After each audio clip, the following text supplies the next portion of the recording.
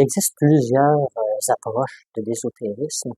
Je les diviserais probablement en 7 catégories principales, dont la première serait l'occultisme, qui est un terme qui a beaucoup évolué avec le temps, qui vient du latin occultus, qui désigne des qualités non observables, des choses manifestées et observables. En d'autres termes, les anciens regardaient la nature et se disaient, lorsqu'il y a un événement incompréhensible, il y a sûrement une force cachée qui vient agir tout simplement.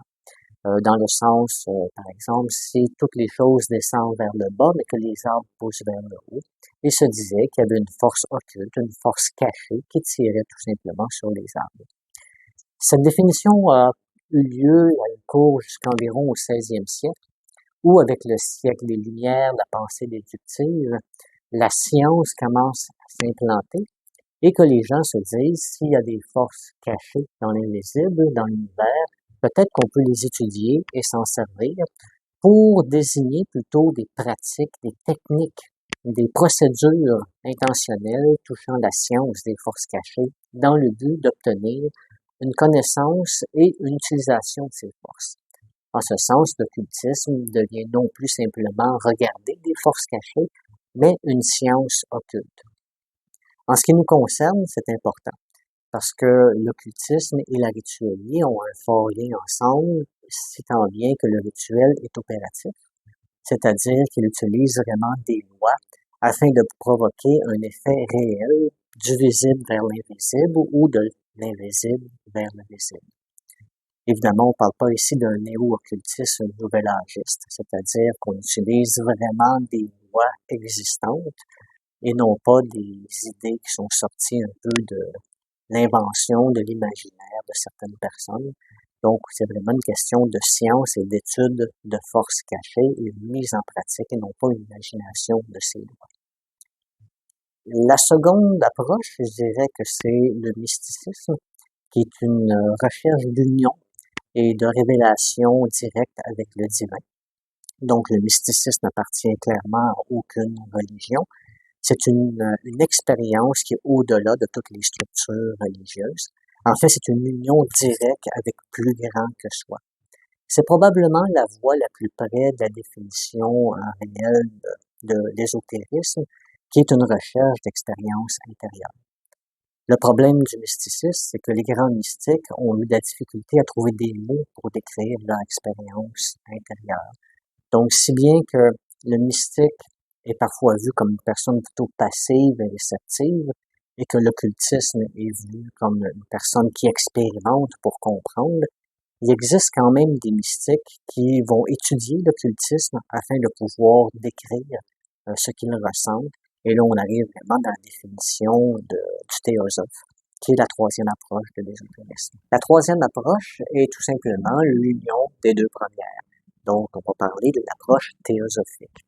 Vous comprendrez que celle-ci est particulièrement importante pour nous puisque Saint Martin était appelé le théosophe d'Amboise et que l'ordre martiniste sous la filiation des Pays-Bas a justement une orientation davantage théosophique. Le premier à avoir utilisé ce mot était Ammonius, mais ce sont surtout les écoles néo-platoniciennes qui vont commencer à l'employer et qui vont pouvoir vraiment bien le décrire. Ensuite, on va retrouver par les gnostiques, les pères de l'Église chrétienne, plusieurs théosophes comme Clément d'Alexandrie ou Origen. Et on arrive au 16e, entre le 16e et le 19e siècle, où là, il va vraiment avoir plusieurs théosophes qui vont apparaître. Il va y avoir Jacob Böll, le théosophe de Görlitz. Il va y avoir Gichtel, le théosophe d'Amsterdam. Évidemment, Louis-Claude de Saint-Martin, le théosophe d'Amboise. Il va y avoir Swedenborg, le théosophe suédois, ou encore Baader, le théosophe de Munich. Au 18e siècle, les grands théosophes vont participer par leur liberté de pensée à la croissance ou l'apparition de plusieurs sociétés secrètes qui vont soit encore exister aujourd'hui ou qui vont être les précurseurs des sociétés secrètes d'aujourd'hui. On pourrait dire que, en fait, il y a deux grands personnages qui, à eux seuls, vont avoir amené toute la mystique théosophique du siècle des Lumières. Il y a Martinez de Pasquale avec son approche opérative et Louis-Claude de Saint-Martin par son approche réceptive. Donc, revenons un peu au fondement idéologique de la théosophie. Parce qu'il faut comprendre que la théosophie, c'est une expérience. mais c'est aussi une mise en pratique de cette expérience, la mise en pratique d'une mystique. C'est l'étude non pas d'un Dieu, comme on retrouve dans la théologie, mais de la sagesse divine qui en soi se retrouve partout.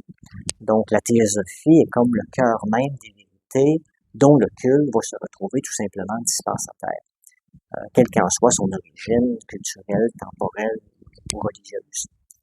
En ce sens, la théosophie est une expérience de vie bien plus qu'une doctrine. Et on peut se permettre de répandre une phrase d'Antoine Fèvre qui dit « Les barrières confessionnelles n'importent guère à l'ésotérisme et que la théosophie, pas plus qu'une mystique, n'appartient à aucune religion particulière. » De toute façon, on n'étudie pas une mystique, on la vit. J'aime bien définir le théosophe personnellement comme un mystique rationnel, deux mots qui au préalable ne semblent pas vraiment aller bien ensemble, mais qui décrivent pourtant très bien l'utilité de l'occultisme dans le mysticisme, qui va permettre de développer un langage, de l'expérience pratique pour décrire la mystique que la personne va recevoir elle-même.